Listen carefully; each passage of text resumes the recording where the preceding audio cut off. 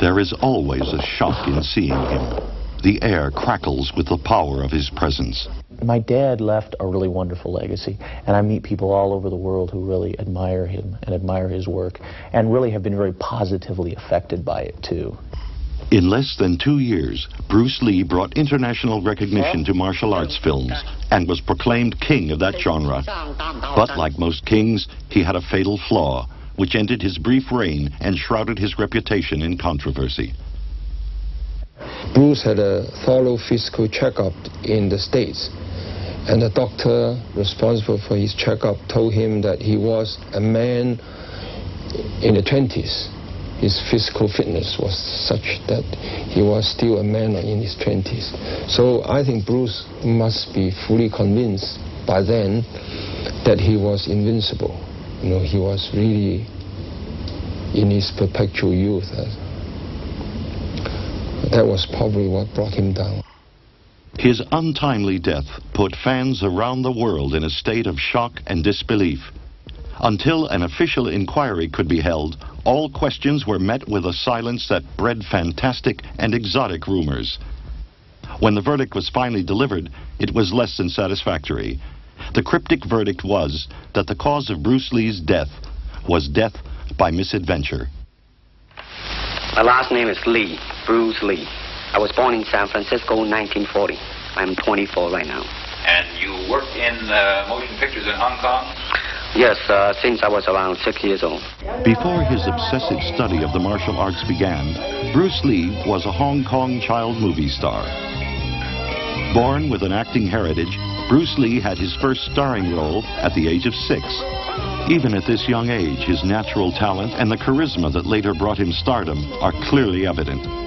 His childhood was spent in between the film sets and schools, so it was rather different from the other children's. I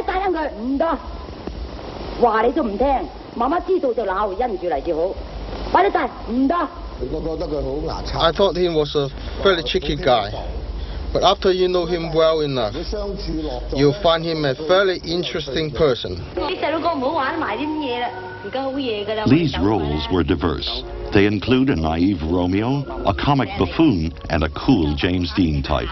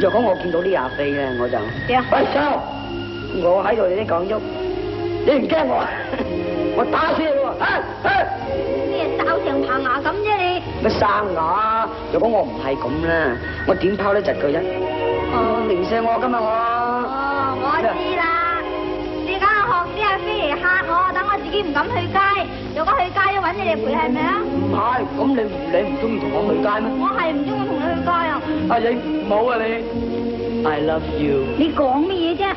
我愛你啊嘛，阿英，我全心愛你，你肯唔肯嫁俾我啫？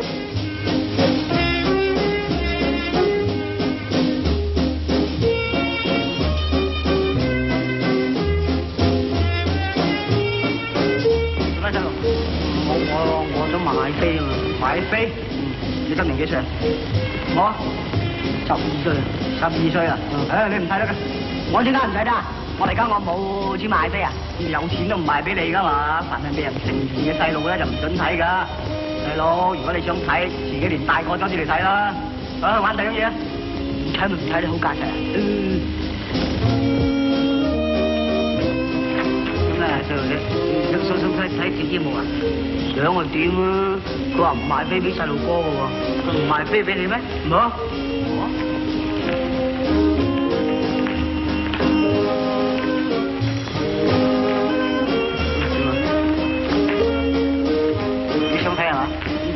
講就想睇啦，驚啊！人哋去街冇錢點得㗎？哎呀，怕你啊，前世欠負你啊，自己喺床頭櫃攞啦。你識唔識呢啲字？識。一寸光陰一寸金，寸金難買寸光陰。識唔識解？解啊？係。解一寸金咁啊，即係一寸金啊！啊！寸金難買寸光陰，咁佢買啲光陰嚟做咩啫？嗱，我解俾你聽啊。His whole family have been in show business for many generations.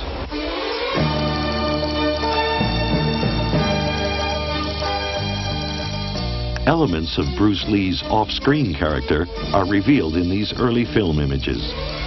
This might be surprising to audiences now because of the comparatively one-dimensional roles in the films that later made him a star.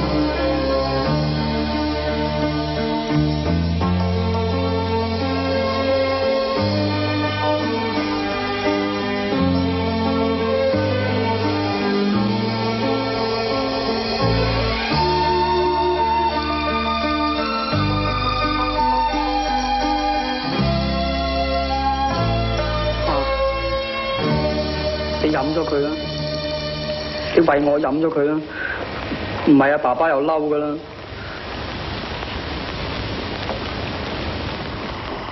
He was a troublemaker when he was young, and because of his American nationality, his father sent him off to San Francisco in order to study. And when did you leave Hong Kong? 1959, when I was 18. He did not start teaching martial arts on his arrival in the States. He had only been my pupil for a short time, for about a year and a half. He was not an exceptional student, only being a bit more diligent than most. Instead, he was teaching people dancing like cha-cha. He liked showing off his martial prowess when occasions called for it, always capturing the fascination of Westerners. Later on, he started teaching Wing Chun. Wing Chun is one of the simplest forms of Chinese martial arts, relying on economy of motion rather than flowery movements. Bruce would draw extensively from his Wing Chun background when he evolved his own fighting system.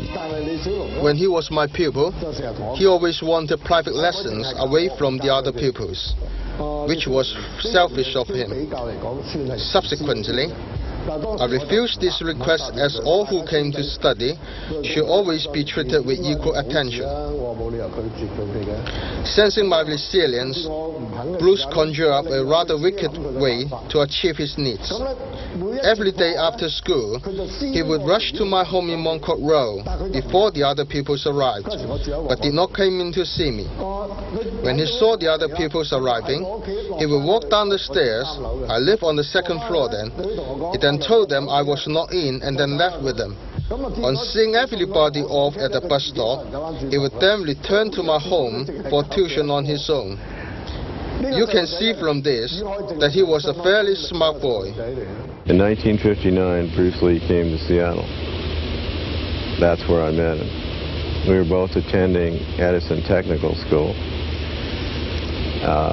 After I met Bruce, he began to teach a group of other people, and we started putting on demonstrations. One of the demonstrations at school, there was a karate man in the audience. He took offense to some of the things that Bruce was saying. He decided that he was going to challenge Bruce. So the guy then became convinced that Bruce was afraid of him. And I don't know, the way the guy thought was along those lines. The kind of guy that figured if somebody doesn't want to fight me, he must be afraid of me. The man continued to harass Bruce at school. Finally, he forced Bruce into a confrontation. Bruce wanted to fight at the school.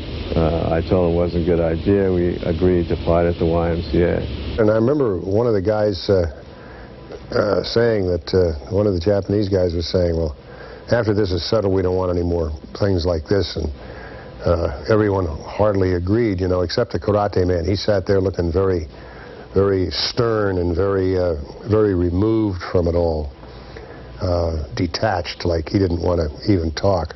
This is a place where Bruce Lee had the challenge match with a karate man. It was a place that I suggested because Bruce wanted to fight at the school, and I knew that if we fought at the school, there was a very good chance that we could get in trouble. So this is the building where it took place, and this is the entrance where we went into the building. We went in and we went to the handball court, and that was where they'd agreed to fight because it was where nobody would bother them and there was plenty of room. And we all went in together.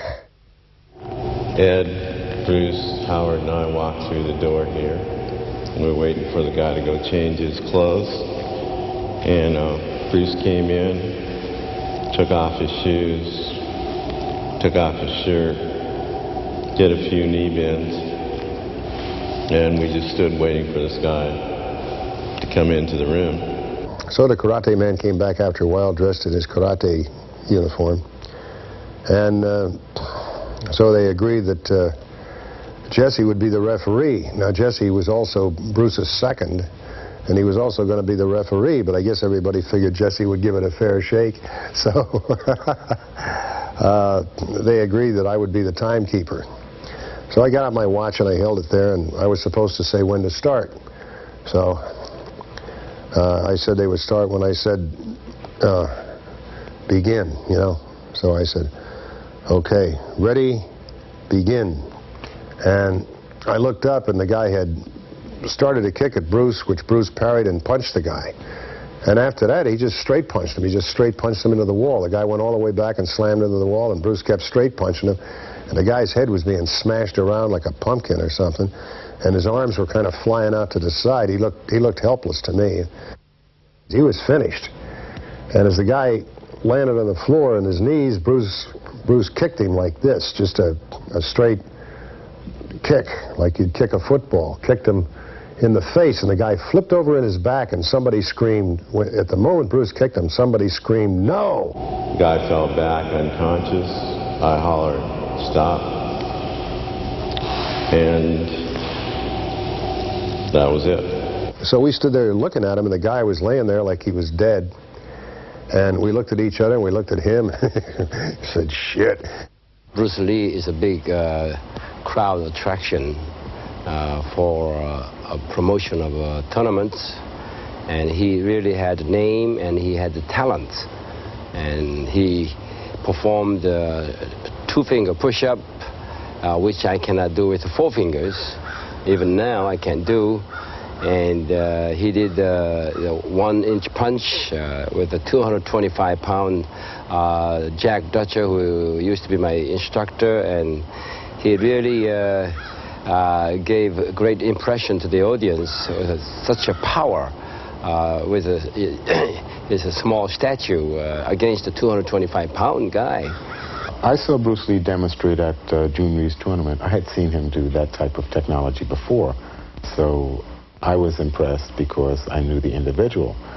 Most people were not aware of what they were seeing, so they were in awe. They were really in awe. Most karate people were anti-Bruce Lee because he was different from what they were doing. They were like robots, and he was like a fluid snake. He was able to weave, bounce, jump, duck. He used boxing, wrestling, everything. That's why he was such an excellent martial artist. But not everybody was thrilled that Lee was revealing the secrets of the Chinese fighting arts to Westerners. He was giving a demonstration in the theater one time, and he usually, as people going up and to help him for demonstration, he would demonstrate his speed of punching. And he usually would stand about 3-4 feet from the target, and he would launch with a front hand lead. And nobody can really block his punch, okay? And some Kung Fu master in the audience think that, he was being challenged, the Kung Fu people there. And so at that time, he also started teaching occultation. In those days, they think that the Chinese only teach the Chinese. And so they selected one instructor just coming from Hong Kong recently at that time, and to challenge Bruce Lee. And they shop his school, and they set the rules, what to go by. And Bruce Lee said, no, you challenge me, and as far as I know, everything goes. So Bruce started using the turn and just give him a strict blast, and the guy just turn around and run. And the whole time he was chasing the guy, and all he hit him just in the back of his head. I didn't see the fight, but Bruce called me up afterwards and explained to me the whole thing. And that was the birth of Jeet Kune Do. Jeet Kune Do, according to Bruce Lee, meant the way of the intercepting fist. I guess like if a punch or a kick is coming your direction, the man's energy is coming towards you, you want to try to intercept the person's force and use the opening, such as if a person is firing a punch at you, he's leaving his chin open, he's leaving his ribs open. If he's firing a kick, he's leaving his midsection open, he's leaving his groin open. He's immobile, he can't move if he's standing on one foot executing the kick. And then you can take advantage of the person's weak points at that particular time. To me, Bruce Lee studied a lot of J. Krishnamurti's philosophy.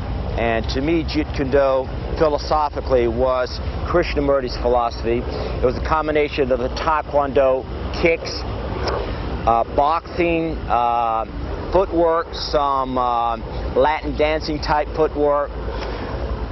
He used a lot of the Wing Chun punching techniques. So Bruce Lee, in my personal opinion, Jeet Kune Do was a combination of all the best aspects from a philosophical point of view to an athletic point of view to a martial arts point of view. Bruce and my girlfriend and I, we went to his house. At that time, we started playing hands. He asked me what I knew, and I told him I know Liu Hang and some Shaolin. Basically, it wasn't really a challenge or anything, because Chinese, we don't call it a challenge. It's a letter of introduction that I like to touch hands.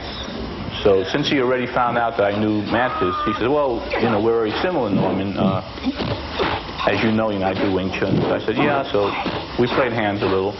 And he was very fast. I was very impressed with his hand, because I haven't seen that kind of hand speed in a lot of martial artists. Most of them would also either cock their hands back, and Wing Chun is like Mantis also. Our hands are always in front of us, and when we move, it's just striking from here. It's just really quick. And after I played hands with him, not that any of us got hurt or anything, we just sat down and there we were. We just became great friends. And I said to him, I said, Bruce, I said, what am I going to tell the guys back in New York? He said, well, tell them whatever you want. He says, you want to tell them you beat me? You tell them that. You want to tell them I beat you? It's okay. So when he said something like that, it brought out to me that he didn't care what people thought about him. He decided to show me one of his kicks, and I said, okay, I stood behind the heavy bag, and here's this little guy, 135 pounds maybe. And even back in New York, not too many even karate or kung fu guys, if I stood behind a heavy bag, could move me. Well, I was standing behind a heavy bag, and he said something like, "Okay, you ready?" I said, "I'm ready." So he threw a really great side kick. And, you know, like I moved, you know. I moved like I nearly went through the door. So whether it was taken by surprise or whatever, I said I was really impressed. I mean, a little guy like that moved me. And I've had guys 6 foot tall, 180, 90 pounds, can't really like move me from the bag. So I was very impressed. Later on, he showed me his kick, and he had probably about 5 or 6 boards, up to about maybe 6, 7 inches thick, and he did a side kick on it, and he broke that.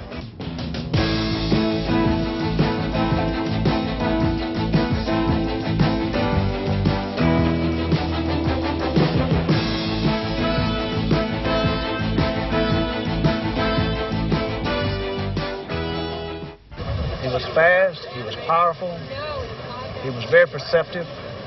He could read you before you threw a blow. I sparred with him briefly. It was like trying to fight a shadow. And he closed the gap on you like a bullet. And never could figure out how he did it, but I think it was all up here. Mental. He could look at your eyes and tell just about when you are in between thoughts and bings, and he's already got your number down. You see, that's how good he was. And I think size wouldn't have made too much difference because he would have been very elusive. He wouldn't have, like he said, you know, he said, you kick like you punch like you kick. And if you go against a big guy, you speed. You go a small guy, you overpower him. And so he was just a natural fighter. From the first book, when he wrote his introduction, he discussed the yin and yang and the philosophy behind the martial arts. So that was very impressive to me, because here was someone who just wasn't this macho brute, but he was a very intelligent man. The karate punch is like an iron bar, whack. A kung fu punch is like an iron chain with an iron ball attached to the end, and it goes whang, and it hurt inside. It was during one of his many demonstrations that Lee was first discovered by Hollywood. A screen test was promptly arranged, and he was cast opposite Van Williams in the Green Hornet television series. His acting skills could now work in conjunction with his physical abilities.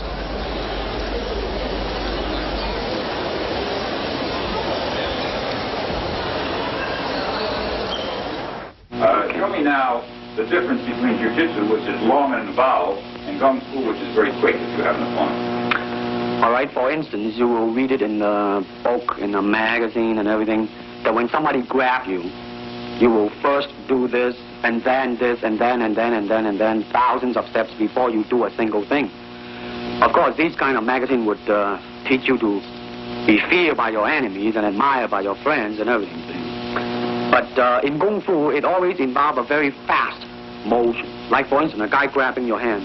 It's not the idea to do so many steps, step him right on the instep, do let go. This is what we mean by simplicity. Same thing in striking and in everything.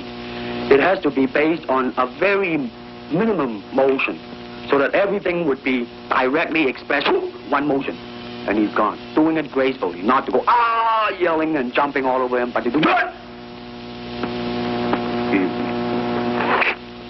Okay, now show me once again just a few movements there. Well, Kung Fu can be practiced alone or with a partner. Practicing alone, they involve form. Some imitate a crane, a monkey, a praying man. This is a crane form. Start off.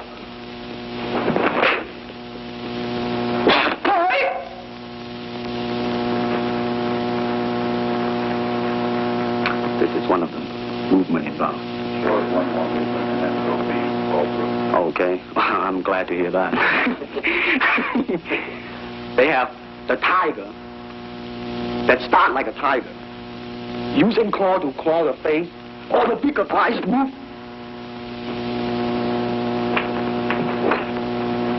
This is some of the movement.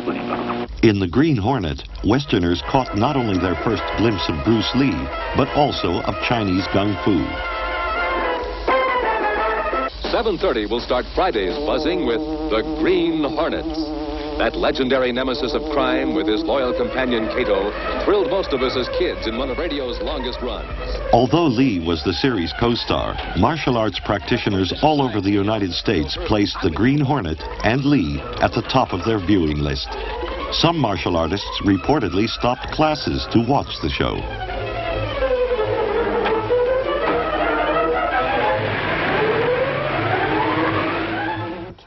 He was frustrated the fact that he didn't get the role in Gung Fu. He said that Hollywood played games with you. Recognizing that his Hollywood opportunities were shrinking, Bruce Lee looked to Hong Kong for possible film work.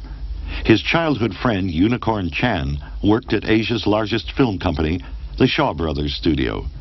The studio's main action products were sword-fighting epics set in traditional China, although a few empty-hand fighting films were beginning to emerge. Lee's expectations clashed with the Shaw Brothers' hardline policies, and no deal was made. What? $10,000 US a picture? You must know. All the beginners here only start with $200 Hong Kong a month. Sorry. $10,000 is my living expenses. Oh, look. We're the biggest film company in the Far East. We've got money. We can make high-class pictures together. We'll talk it over later. Huh?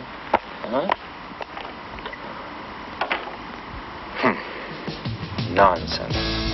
While in Hong Kong, Lee appeared on a popular local talk show to discuss his life and career since leaving the colony in 1958. The Green Hornet series was having its first run on Hong Kong television.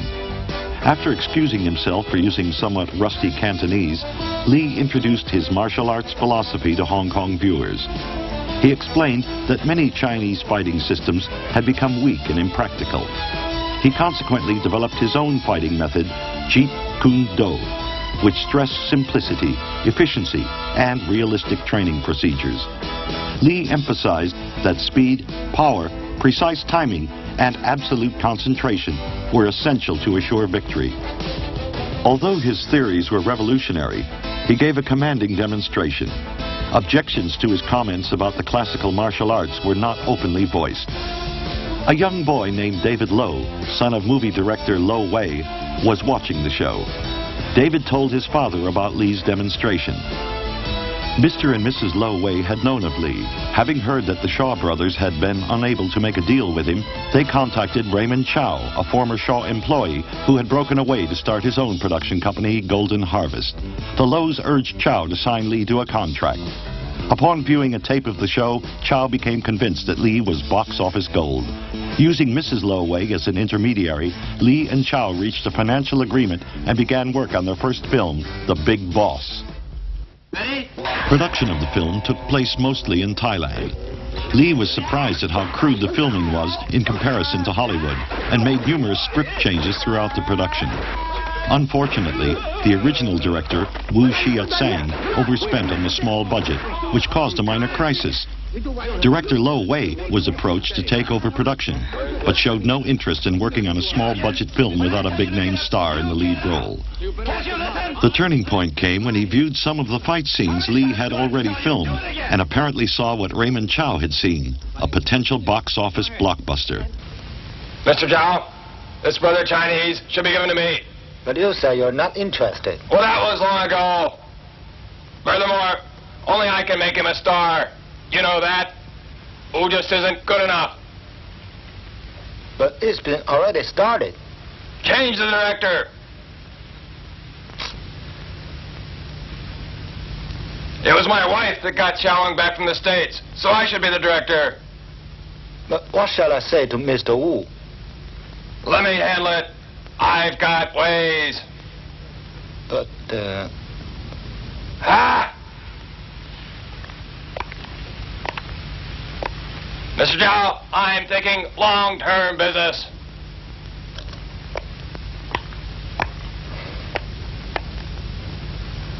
Okay, as you say. Lo Wei recognized Lee's star potential. Lee was subsequently awarded the lead. With a new director at the helm, the cast and crew of The Big Boss resumed filming with a sense of energy and purpose. Lo Wei had no illusions about great storylines or high drama for his production. He knew that the audience wanted action, and lots of it.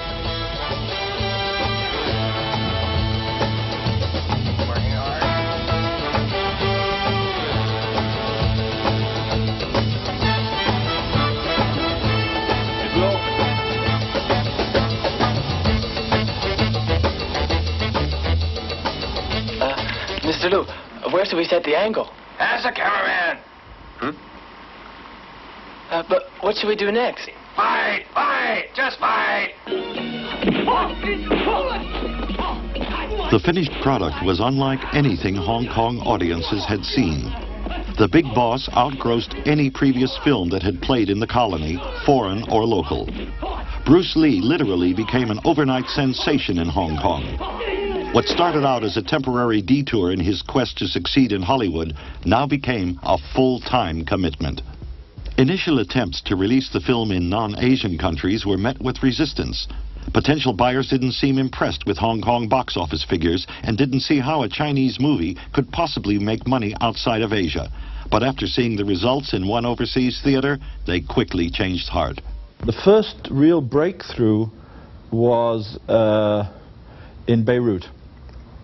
I did a 4-wall deal for Big Boss in Beirut, and the film just took off, and people were flying to Hong Kong from all over the world to buy Kung Fu films following that. And that was really the first breakthrough.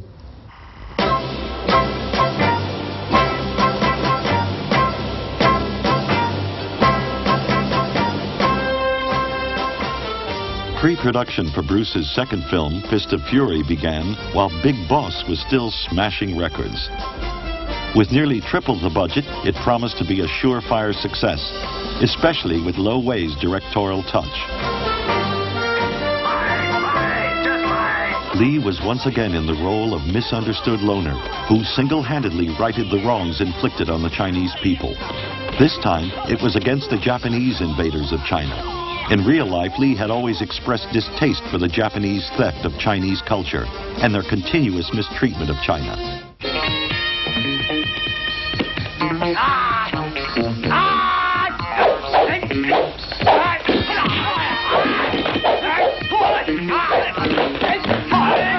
Fist of Fury caused near riots when it premiered in March of 1972. Lee had taken the classical Chinese traits of humility and non-aggression and turned them inside out. Not only did he seek revenge for the wrongdoings of the villains, severe punishment was inflicted. On top of that, Hong Kong audiences had an alter ego through which they could live vicariously. As Fist of Fury played around the world, a strange phenomenon occurred. Films from numerous countries such as Greece, the Philippines, and Mexico were projecting their oppressed rage against the film's villains, substituting local or traditional enemies in place of the Japanese. Bruce Lee was unintentionally becoming an international avenging angel. Much in the way American teenagers had related their inner turmoil to James Dean. Lee had struck an untapped market of oppressed people who could now find release through his graceful yet deadly brand of violence. I tried everywhere to sell the films. I mean, people would just not buy Chinese films. They said people don't want to see dubbed films. They don't want to see subtitle films. The dubbing is terrible.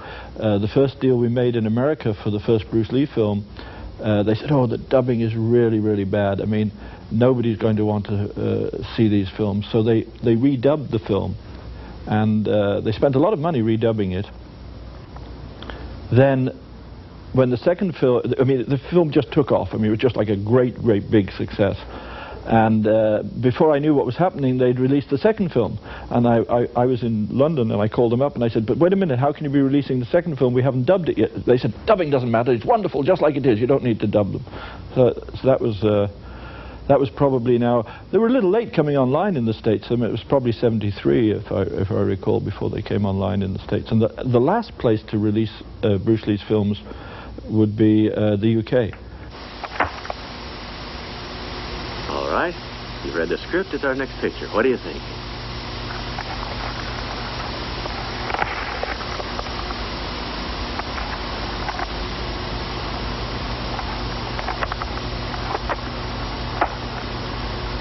Well, Mr. Howe, I'm sorry, but it's not for me. But why? I don't happen to like it. Hmm? The others that we did were pretty bad, but this is total crap. What? How can you say something like that? Just what do you know about script? Hey, take it easy. Don't lose your cool. It's just my opinion, Liu Chang. Well, take your opinion and shove it up your ear. I don't want it. I'm the director. You remember that? Yeah, man. That's why I want to do the film. Hey, this is pointless. Stop it. Come on. Well, anyone would think that a production depended on you. Well, if it doesn't, I know one thing. Directors like you, Chang, are a dozen to the dollar. Damn you, Lee. Did you hear what he said about me? What am I supposed to do? Look, Mr. Howe, I don't want to know about this picture. I'm going to direct my own. It doesn't matter. Direct your own if you like. We don't need this egotistical little worm. Take it easy. Hey, please, come on now. With his newfound clout, Bruce Lee refused to work under the previous conditions of his last films. He was to take control of his career and destiny, much in the same way in which he approached the martial arts, under his own terms. Bruce Lee was the first man in Hong Kong's history to write, star, direct, and choreograph his own film. He also acted as producer, after forming Concord Productions with Raymond Chow.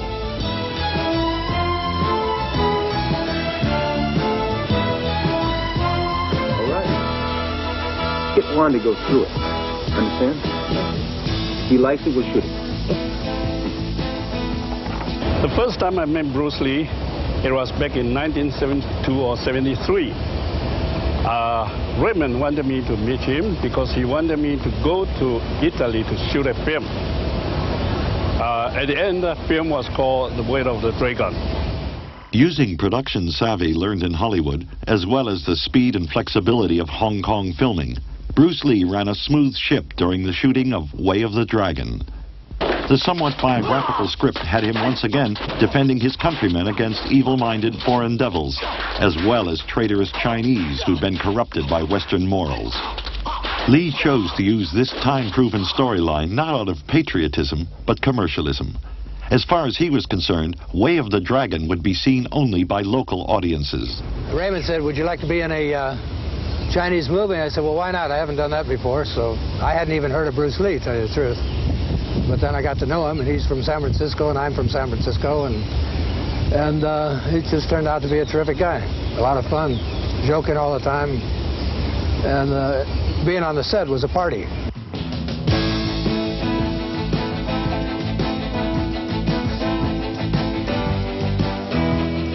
He wrote it, of course, and he directed it, and told everybody what to do right at the beginning, and everybody did it.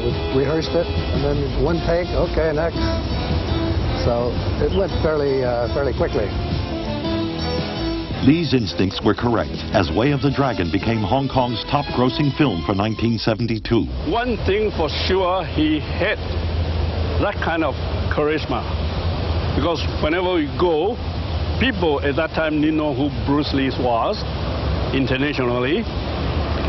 And whenever we go, wherever we go, slowly people will gather around and watch him. His next film idea was one he'd had since 1959. Game of Death would be set in a tower that housed the best fighters from all over the world, and Lee would pit his skills against them. Accompanying him on this odyssey would be two other martial artists. One would be a strong, technically excellent fighter, and the other would be a clever tactician. Yet both men had serious flaws in their arsenals. The strong fighter would be too rigid in his ways to adapt to each opponent, and the tactician would not be physically and emotionally prepared to last against the onslaught. Lee, of course, would be the man who could adapt to any situation, being no style at all, yet all styles of fighting. His analogy was to be like bamboo, strong yet flexible. Acting as some of the opponents were Dan Inosanto, Jihan Jae, founder of Hapkido, and basketball star Kareem Abdul-Jabbar. During production of Game of Death, Lee's cinematic achievements were finally noticed by Hollywood, and the film was put on hold. When I was in Hong Kong, he was on every single magazine cover, his picture. Not just the martial art magazine, not just the movie magazines, but the Hong Kong House and Gardens magazine or Woman's Day Journal, the equivalent. And if they could say what toothpaste Bruce Lee brushed his teeth with, they would have an article on him. That's how hot he was. When I was visiting, I was out eating, and my cousin rushed into his restaurant and said, "Hey, Bruce Lee's in a restaurant across the street from my boutique." So I was really excited. So I went out to that restaurant to wait outside, and obviously no one else knew because I was just waiting by the steps. And then suddenly these executives or these people just come running down the stairs, and they go into limo, and then suddenly I smell this cologne, you know, from a mile away, and I'm looking up, and suddenly comes out this tiny man with these high elevator heels, and that was Bruce Lee. He was very nice because I started talking to him. I said, "Excuse me, Mr. Lee," and he looks at me and he said, "What company do you represent?" I said, "No, I'm just a martial artist. I'm from the States and I'm visiting," and we was talking in English. And we spoke about 5 minutes, and you know, here's the guy at the height of his career. People are waiting for him in the limo, and he just stayed to talk with me, and I was very flattered at that point, and it was really nice of him. I said, "You know, most of the Chinese movies are pretty shitty," and then he goes, "I agree with you 100%. He has this very thick Cantonese accent, you know, and then again, I'm listening to this guy's accent. I said, "Wow, what a thick Cantonese accent." And he said, "That's why I'm here with Warner Brothers. I'm talking to Warner Brothers, and, you know, we want to just make higher quality martial art movies."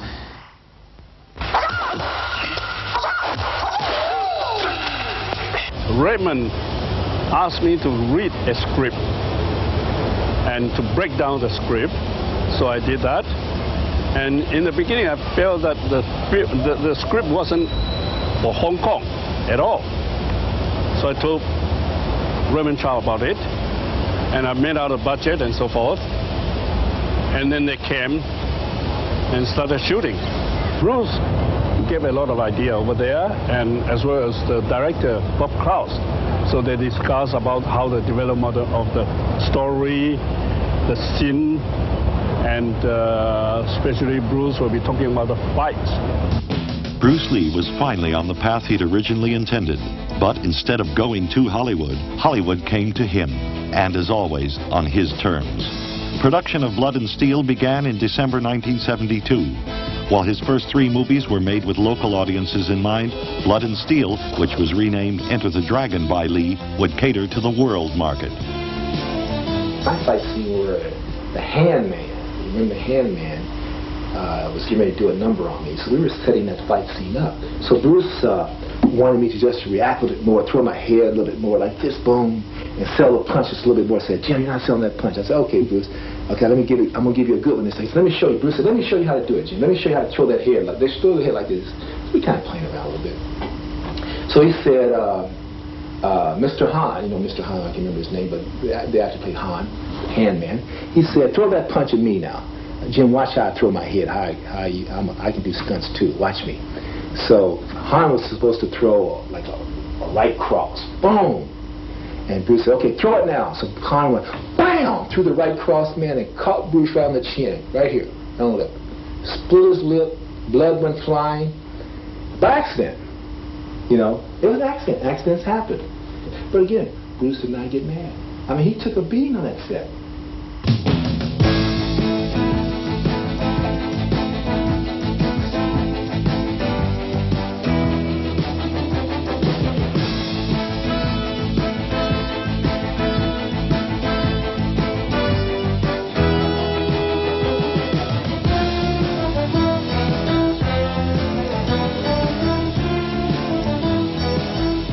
As his fame grew, so did the pressures of stardom. Lee was a recreational cannabis user since his days in Hollywood. But as stress grew, so did his use of marijuana and hashish.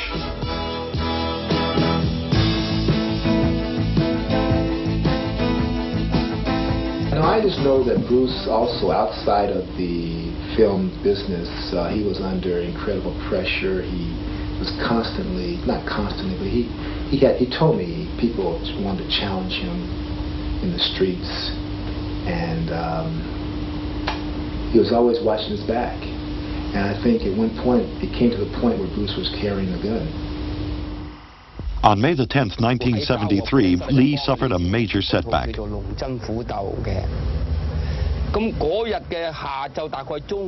were helping Bruce Lee duck Enter the Dragon. We had just broken for lunch when we heard someone shouting from the upstairs toilet. We then ran up to see what was wrong. We saw a body lying outside the toilet door, and it was Bruce Lee. We tried to bring him around, then carried him into the dubbing room and placed him on the sofa.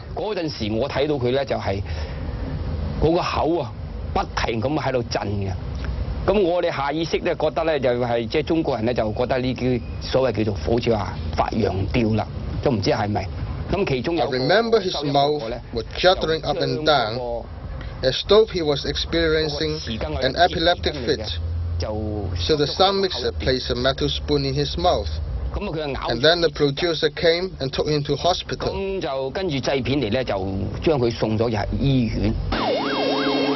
On the evening of May 10th, somewhere after 5 o'clock, after I'd finished my afternoon clinic, I received a call that someone was being brought in from Golden Harvest and that it had something to do with Bruce Lee. On arrival, in fact, it was Bruce himself. He was brought in by several men who were carrying him without a stretcher. He was deposited on the examination table in the emergency room, and they quickly made an exit. We had one nurse who was assigned to the emergency room, and she was to call other help as needed. It became obvious right away that because Bruce was so ill that my help was quite frightened, and they absented themselves as quickly as they could. Bruce's situation was one that appeared to be quite serious. He had very irregular respiration. He was perspiring profusely. His color was not good. He was alternatingly flaccidly unresponsive, and then some rigidity. There was occasionally some stiffness of his neck. His pupils did not react as they should, and he literally looked like a dead person. Because I saw that I was going to have difficulty getting sufficient assistance, I had the hospital switchboard call for some of the people who helped me with anesthesia. Dr. Cecilia Wong, a very well-trained anesthesiologist, responded, came in. We moved an anesthesia machine from the surgery suite on the floor above. In the meantime, I'd been using an ambu bag, an emergency device to assist with respiration. We actually placed a tube in Bruce's windpipe or trachea to assist with the respiration better and to prevent him vomiting into his windpipe. We got an IV going, put a stomach tube down to evacuate stomach contents, and in the meantime assessed him as having something going on inside his head. Because southern-born Chinese, and particularly Hong Kong Chinese, have a reported high incidence of abnormalities of the blood vessels in the brain, and because of what we knew of the history of his collapse, we thought that was what was happening. A decision was made to give mannitol, a drug which shrinks the brain but causes tremendous urine output. A catheter was placed in the bladder to take care of that, and as the mannitol was given, Bruce began to improve a great deal. A contact had been made with Dr. Peter Wu, a neurosurgeon with whom Dr. Wong worked frequently, and a man to whom I referred patients and who had cared for me as a patient previously. And Dr. Wu concurred in that decision and eventually received Bruce when we moved him from Baptist to St. Teresa's. Baptist Hospital had no available beds, and we felt that Bruce needed to be in a place where he could get intensive nursing care. And I went with him in the ambulance, still resuscitating him with the anesthesia machine as we moved him to St. Teresa's. By this time, he was very much improved after he had struggled and resisted us in a discoordinated way as we were working on him. And he was received in the emergency facilities at St. Teresa's, and then from that point, Dr. Wu took over his care. He was brought in unconscious. He was in coma, and he was having a fit. And we brought into the hospital in really quite a serious situation. From what we gather is caused by cerebral edema, the swelling of the brain, So we were assembled and there, and we did some resuscitation for him, and he was very lucky. The next day, he regained his consciousness completely, and he was able to relate to us what happened that day. So as a matter of fact, what he told me was that while he was taping for the film, he chewed a couple of leaves which he had been given by somebody else, and this was hashish leaf. And so he had a severe nausea and vomiting, and then he lapsed into coma while he was vomiting.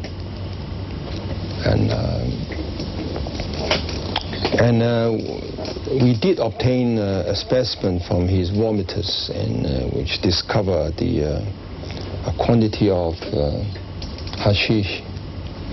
So our diagnosis was that he had probably an overdose of this stuff, or he may be unusually sensitive to this stuff, and that was the cause of his trouble. So we had given him a warning before he was discharged from the hospital, saying that he was very lucky. It happened that we were there at the time when he was in critical conditions. We were there to be able to do something about it. And had he not, no medical attention had been available, he would have been dead. Bruce left Hong Kong soon thereafter, and as I understand it, went to the West Coast to seek further medical opinion. And I did not see him related to that illness thereafter. Bruce had a thorough physical checkup in the States, and the doctor responsible for his checkup told him that he was a man in the 20s. His physical fitness was such that he was still a man in his 20s. So I think Bruce must be fully convinced by then that he was invincible. You know, he was really in his perpetual youth. That was probably what brought him down, I think. Enter the Dragon now completed, Lee returned to work on Game of Death. There's a movie he did with a basketball player, Game of Death, and he was going to finish it with me. And he wasn't going to kill me off. It was about different levels, and we're talking about spirituality and different levels of awareness as you get to the higher levels in this temple that he had built. And I think he'd done the first 2 levels or something at the time. We were going higher. Taiwanese sex symbol Betty Ting Pei was to play opposite Lee.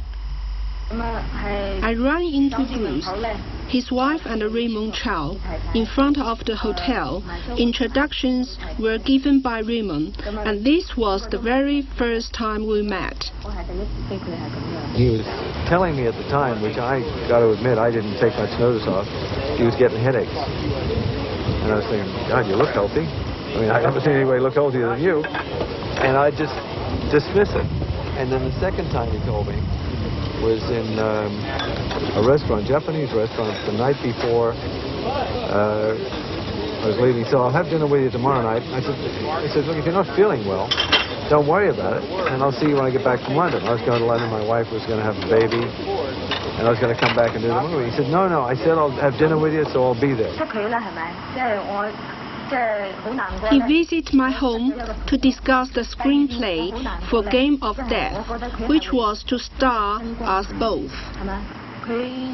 But that evening, I was with Raymond Chow, who is the head of Gawa, the Golden Harvest, with Bruce. And Bruce was the main partner, and Raymond was like 50-50 almost. And Raymond and I were sitting there staring at each other with not much to say, and I said, where's Bruce? He said, I should be here. I said, well, call him. Let's see what's happened to him. And so he said, I know where he is. He's not at home he's with this other woman. Bruce said he was experiencing a headache, so I gave him a painkiller. He then asked if he could rest in my room. I said, okay, go and rest for a while. I feel this was a very normal reaction. If you have a friend in your home who is not feeling well, you would surely act in the same way by offering him a painkiller. I said, you got a phone number? I said, call him.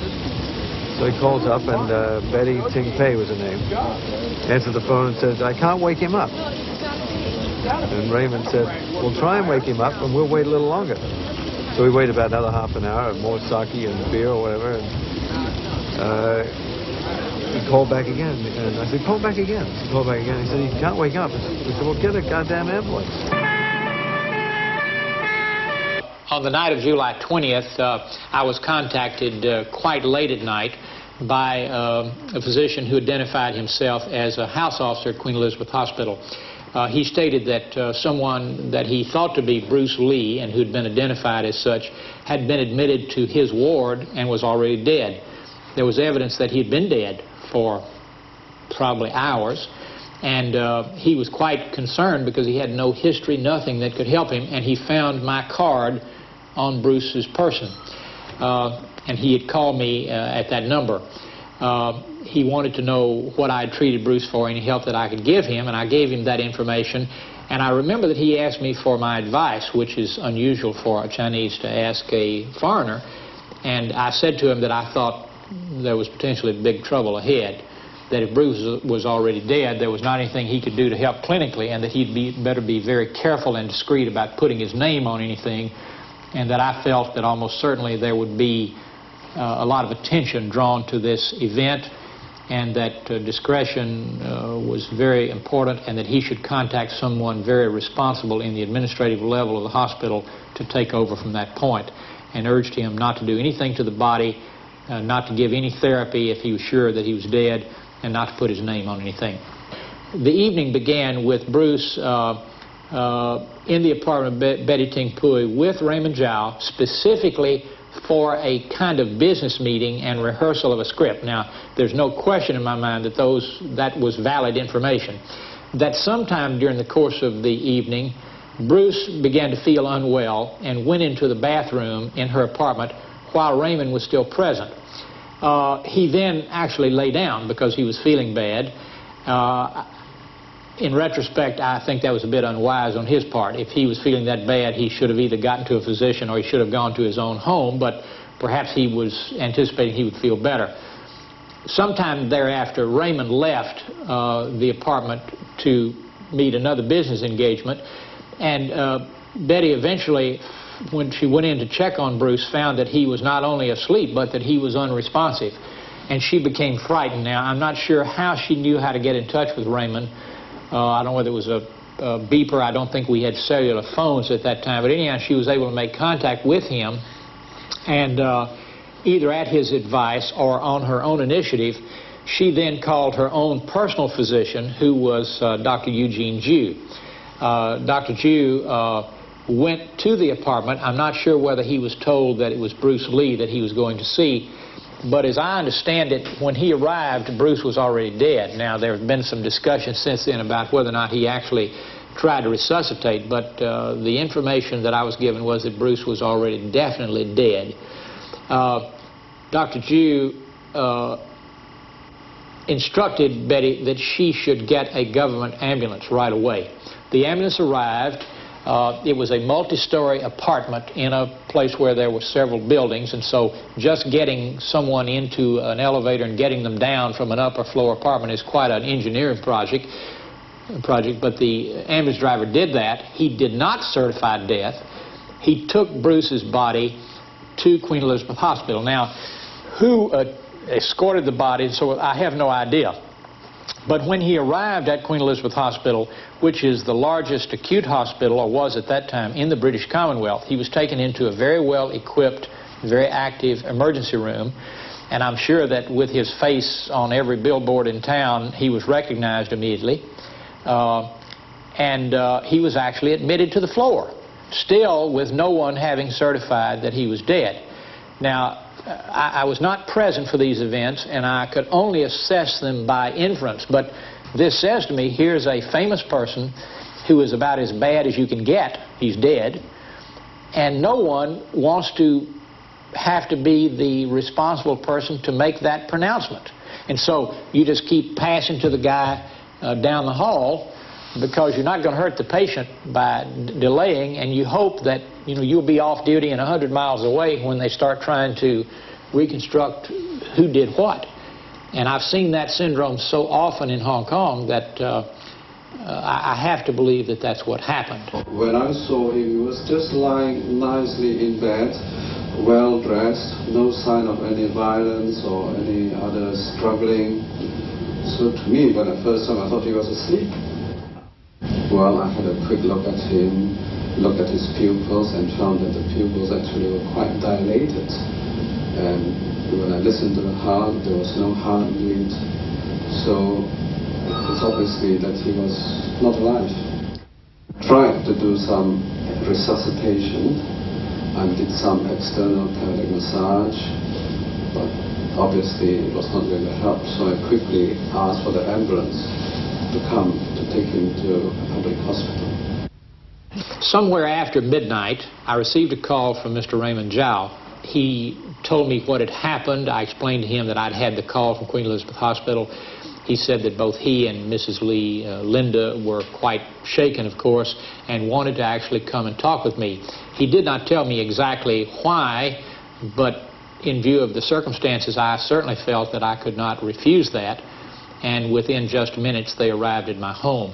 Mr. Zhao was obviously quite shaken, and I could certainly see all the reasons. He was a personal friend. He was very much involved in business, and I think perhaps even a partner. And so I could see that there were great financial concerns as well as the personal loss. And of course, Linda was really devastated. And though she was conducting herself with considerable self-control, she broke down and sobbed at several points during our conversation.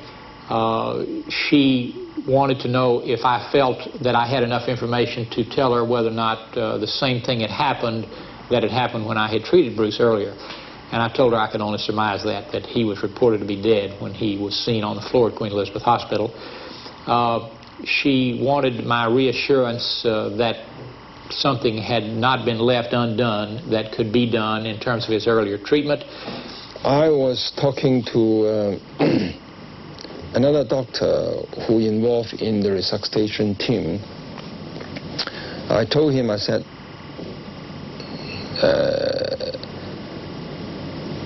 Don, his name was Don. I said, Don, I can bet you that Bruce will come back sometime. But I hope that next time we will still be here to look after him. But I'm not convinced that he's going to give up. But I said, he probably will come back. And Don rang me up. He says, Peter, what you have told me came true this morning. Bruce is dead. When they pushed his body out, it was fully covered with a white sheet. I pulled the sheet back halfway and saw him lying there with both his hands clenched into fists and rested in a cross fashion. I then pulled the sheet to look at his leg, only to see his toes were clenched together, just like someone who has suffered a fit. Also, his body was swollen all over. I suspect he must have suffered a fit before his death. I was also aware that he suffered from epilepsy when he was young. Went back to the hotel and my phone was ringing. And it was a Hong Kong reporter on the phone saying, Bruce Lee's dead, what do you think? Bruce Lee's death stunned Hong Kong. As news of his demise spread around the globe, the impression he left behind could clearly be seen. Martial arts schools around the world started their classes with a moment of silence. Theater marquees posted memorials, and moviegoers held candlelight vigils. On July 24th, a public funeral was held in Hong Kong. As many as 20,000 fans swelled the funeral parlor area to catch a glimpse of Lee's coffin and the endless stream of celebrities that poured in to say their farewells. Lee's widow, Linda, and their 2 children, Brandon and Shannon, attended the ceremony in traditional Chinese mourning garb, and Linda followed the rituals of the ceremony without complaint. Unfortunately, a fantastic and controversial scandal had broken into the newspapers.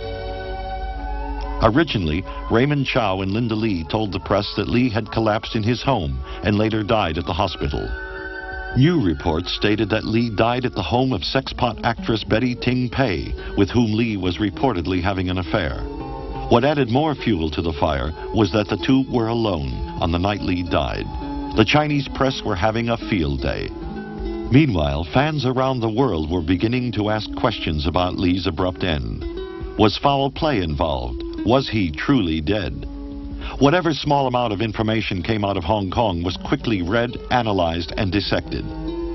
An official inquest was held to get a clear answer as to what happened to Lee on the night of July 20th. Forensic experts from as far afield as England were called in to show their findings based on tests carried out on Lee's body. Traces of Equagesic, the painkiller Lee had taken that night, were found, along with cannabis. The public revelation that Lee took drugs gave the press even more fuel to add to the raging controversy. Bruce Lee had 2 life insurance policies that hung in the balance. If it could be proved that Lee died of his drug use, the insurance companies could forfeit the policies, since Lee stated that he did not use drugs. The final verdict was that Lee's death was caused by misadventure, which means a series of unrelated events that can lead to a mishap. Needless to say, many observers, including Lee's doctors, were leery not only of the verdict, but of the whole inquiry itself. Prior to the actual inquiry, a private session was held in order to assemble information, which some of the prospective witnesses found highly irregular. The jury's decision was that Bruce Lee had died by hypersensitivity towards an ingredient found in the Equagesic tablet he took. To call a pre-trial hearing from which any spectators are excluded suggests that you may be trying to taint the evidence a bit. Now, I'm not saying that that's what happened, but I just felt a bit uncomfortable in the situation.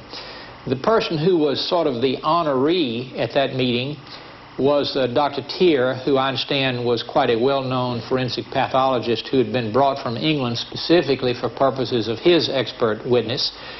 Dr. Tier led the discussion, saying that to his knowledge there were no authenticated cases of death, and I'm saying authenticated cases of death, in the medical literature having occurred because of the use of cannabis, marijuana, hashish, any of those group of chemical derivatives which have the same parent plant. And he felt that because Hong Kong is a sort of a microcosm, and because it does not figure in a big way in medical legal decisions, and since most of the people in Hong Kong have their credentialing from other countries, that we needed to be pretty careful as a medical community about making some statement that Bruce Lee, this very famous person, has died unequivocally as a result of the use of cannabis or one of its derivatives, particularly since there was good evidence that from the chemical analysis of the contents of Bruce's body that not only was a cannabis byproduct on board, but Equagesic also. I was informed by the coroner that they did find at autopsy the same stuff in his stomach. But of course the coroner's inquest was, the verdict was that he died from hypersensitivity towards a drug which he's been taking, the Equagesic, which is analgesic, as a painkiller. Equagesic is taken by the million dose in the Orient. It is not one of those drugs which I had ever had drawn to my attention as causing medical complications before. It seems to me almost ludicrous to assume that when the same product was found on his person, immediately, oh well, I shouldn't say immediately, as I understand it, the autopsy was done on Monday after he died on Friday night and the samples were taken. If they could still find evidence of cannabis products that had not been degraded by that time, we have to assume he had a significant amount on board.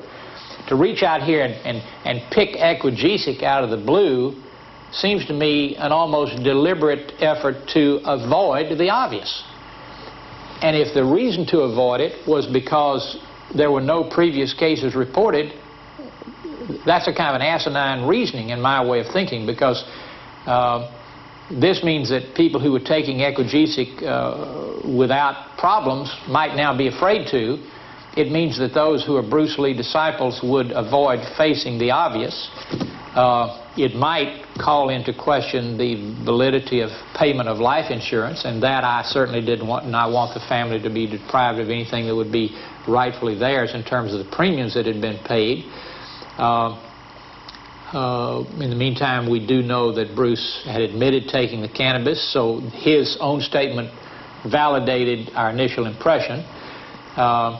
And we know that he had gone to the West Coast, and reportedly, the West Coast of the United States, and reportedly been told by a neurosurgeon there that not only was the drug harmless, but even that he himself experimented with drugs, hallucinogens at times, because he found it very relaxing. So it seems to me that you got to throw your elbow out of joint to reach in some pocket for an Equagesic conclusion when this other evidence is so obvious.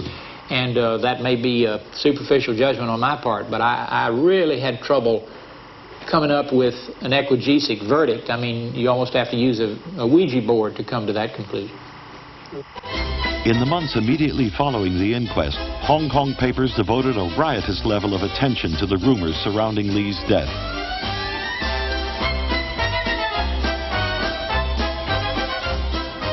Superstar Bruce Lee dies. The barricades were up to keep back the crowds outside the Kowloon funeral. Showman's farewell. Fans wept, stars bowed their heads, and the widows wore white today. Cannabis was in Lee's stomach. A government chemist today told the Bruce Lee inquest. Bruce Lee was a sick man. Top Chinese actor Bruce Lee had been seriously ill for 2 months before his death. It was learned yesterday. Lee inquest. Betty to be recalled. Screen actress Betty Ting Pei. $1 million hangs on Lee verdict. If the resumed inquest into Bruce Lee finds that he died from the effects of taking dangerous drugs. Bruce Lee, victim of the ninjas? A Japanese assassin, a poisonous herb in the night, self-inflicting snorting of cocaine. But even more incredible than these is one method of killing which involves what's known as a delayed death strike. Another rumor is that Bruce Lee met his death in a blood feud with triad gangsters. Some people still believe that Bruce Lee is still alive and lives as a recluse in a remote corner of China. He sure knows how to fight for his defense. With the success of Enter the Dragon and the international bankability of Lee's name, Bruce Lee in Death inspired a legion of pseudo-similar androids. Guys who operated under nom de plume such as King of Kung Fu. King of Kung Fu. Let him show what he can do. He's the King of Kung Fu. King of Kung Fu. King of Kung Fu. Let him show what he can do. He uses every human capability with a fingertip sensitivity. His Kung Fu courage set in motion. It's a massive dynamic explosion. Power fills his eyes as he strikes. Terror with his cries. The King of Kung Fu. King of Kung Fu. King of Kung Fu. Let him show what he can do. He's the King of Kung Fu. King of Kung Fu. King of Kung Fu. the best and most popular of the imitators was Bruce Lee, who also recreated Lee's life in this film. I always tell the producers, Bruce Lee is my idol. I like him, I admire him, but don't make me show his lousy movie.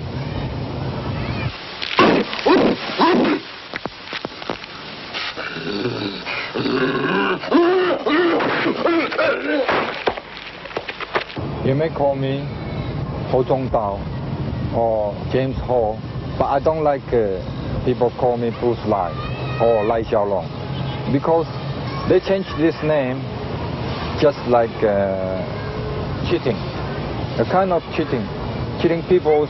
This is Bruce Lee. He's not dead yet, but I don't like it because I want to be myself.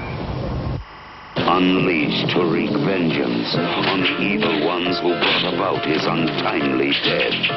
5 years ago, Bruce Lee, king of Kung Fu and undisputed master of the martial arts, was buried, but not before making a deal with the Black Angel of Death.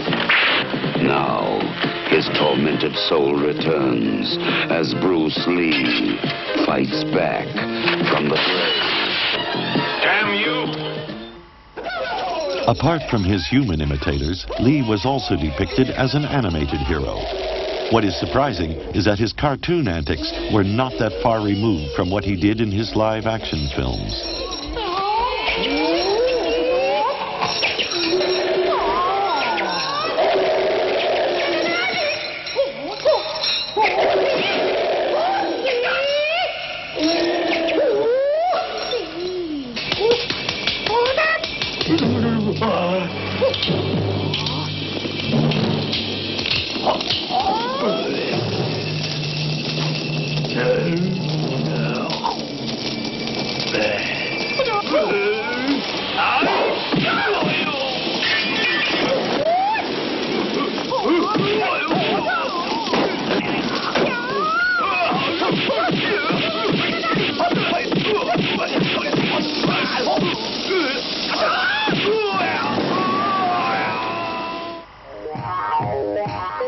This Indian film was a psychedelic tribute to the martial arts master.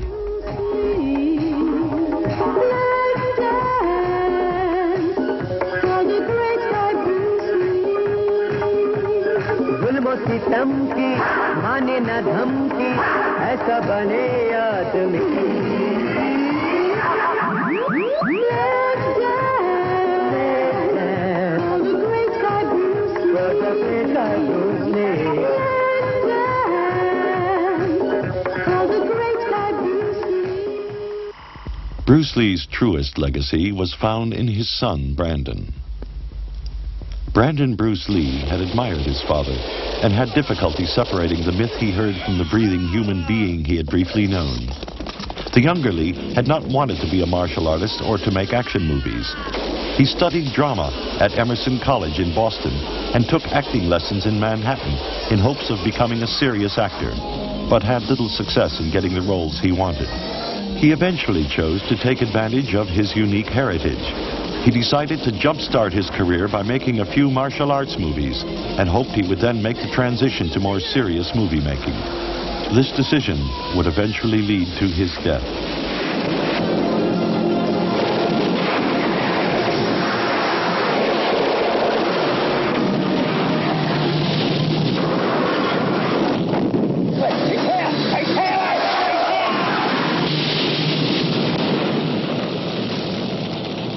Because of being my dad's son, totally, solely because of being my dad's son, I've had the opportunity to be in a lot of stupid action movies that I've turned down, For that reason, I was always, it's not about that. I mean, that's not what acting's about. It's not what, listen to me, I'm a 27-year-old actor with 3 films under his belt telling me what acting's about.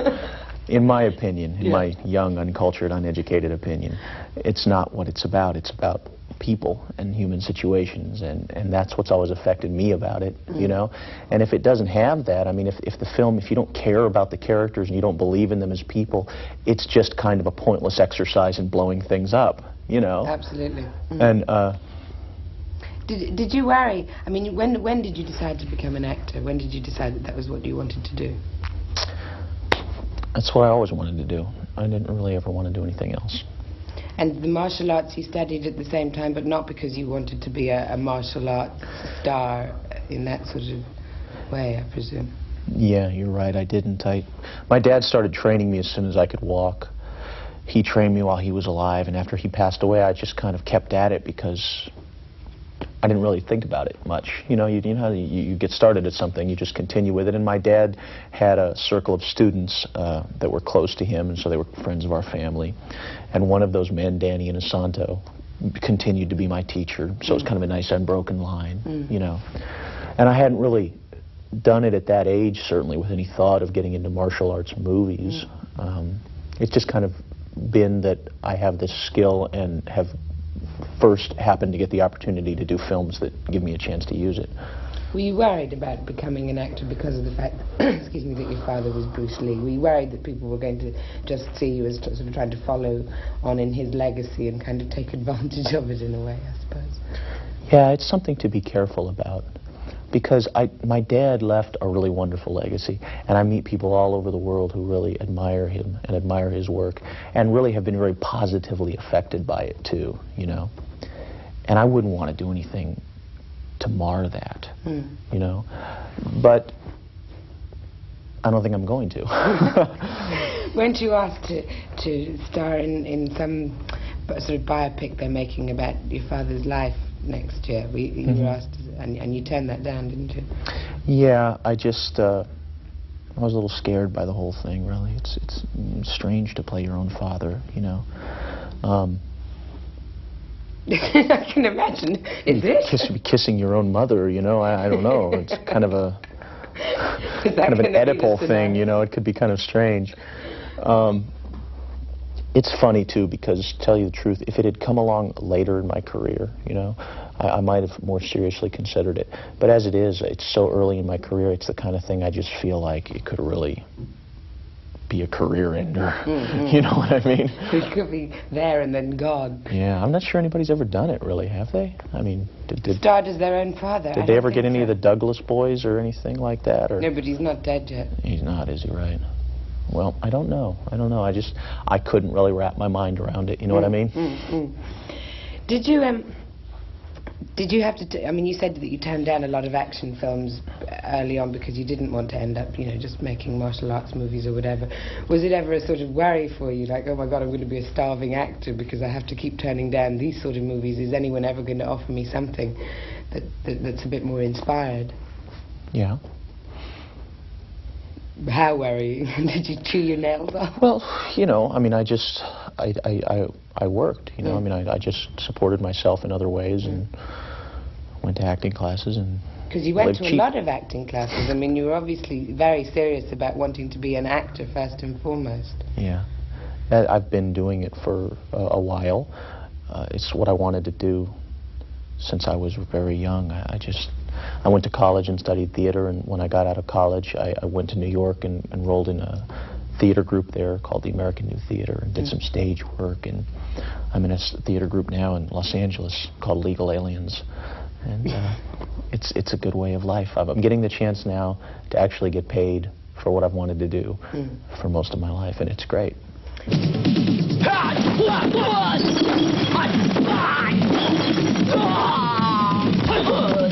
I mean, I'm a big fight fan myself, you know. I mean, I enjoy those films, and even like you say, we were talking earlier about how some of those films are a little short on character development and plot. It's like, sometimes I even don't mind that as much, but it's like, if you're not going to give me that, at least do something innovative with the action, you know what I mean? The very least, give me that. And unfortunately, I don't think that's done that often either. I'm a big fan of Hong Kong martial arts movies. I think that the action sequences in Hong Kong martial arts movies are unparalleled. They're so much more inventive and daring. The way they're executed, so much better. They're shot better. The people in them are very skilled. They really leave Western movies in the dust, you know. But that's only those segments of the movies. The rest of the movies, really, the quality's not so great usually. I wanted to try and bring some of that flavor of those Hong Kong martial arts movies, because that's where I grew up, you know. And that's where I did my first film. And I wanted to try and bring some of the flavor of that into Rapid Fire, because I've always been a lot more impressed by those films' action sequences than by any films that are done in America.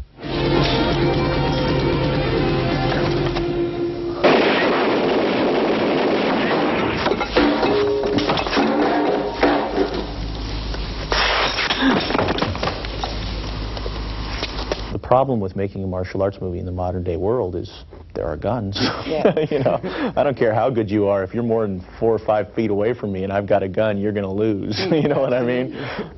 And I wanted to stay true to that in the film because I hate it in the, you know, like Schwarzenegger Commando, and guys are like automatic weapons, and they're like all missing, you know? It's like chewing up the dirt near him, and I mean, you do that to me too many times in the audience and you lose me, you know? I go, bullshit, you know? Like that scene, did you ever see that film, the scene in Raiders of the Lost Ark where the guy... Oh, it's great, yeah, that's the traditional film, you know?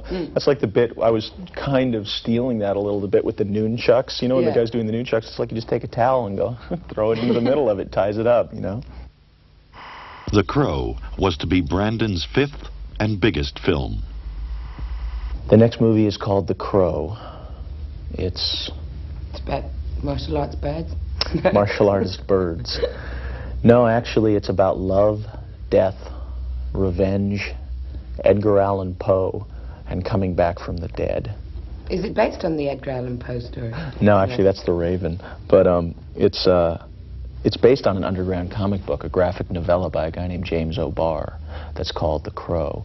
And it's a story of a rock and roll musician and his fiancée who are brutally murdered in Detroit. And then he... A big part for you then. Yeah. How long do you stay alive for? Yeah. Actually, you know, in the film I'm actually alive for a very short period of time. But then I get to come back from the dead to avenge the murders. Don't we just love the movies? During the final week's filming of The Crow, Brandon Lee was to tragically die in a cruel accident. Brandon Lee, 28, died at 1:04 p.m. Eastern Standard Time, Wednesday at New Hanover Regional Medical Center. At approximately 9 a.m. this morning, an autopsy was performed on the body of Brandon Lee at Angelo Memorial Hospital in Jacksonville, North Carolina. What appeared to be a .44 caliber bullet was removed from Lee's body. Ironically, like his father, Brandon Lee was to only make 5 films. I feel that I've gotten opportunities that I probably would not have gotten, or at least in a different fashion would have gotten, were I not his son. And I'm very grateful for that.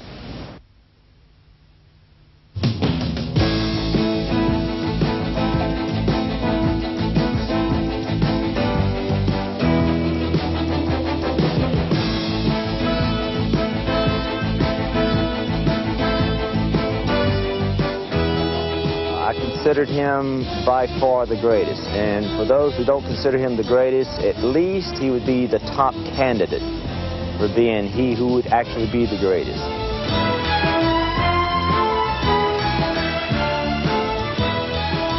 There's no question in my mind he would have gone on to become not just a martial artist per se, but a really accepted and recognized actor in his own right.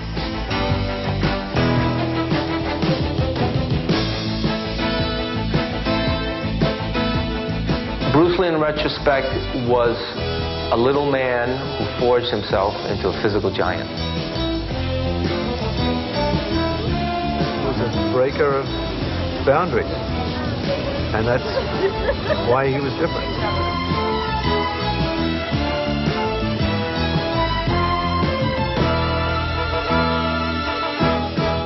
He left a great gift to all the martial artists, business people, because his movie really made the martial art industry very popular. And many of my students said, oh, they came in because they were inspired by Bruce Lee's movie.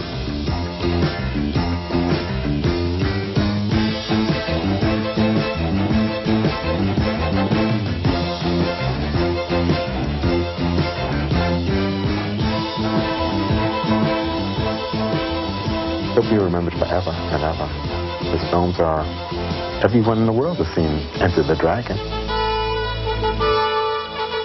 Before Bruce Lee, the character, passes into international mythology, what is there to say, finally, about the human being who lived, breathed, and died?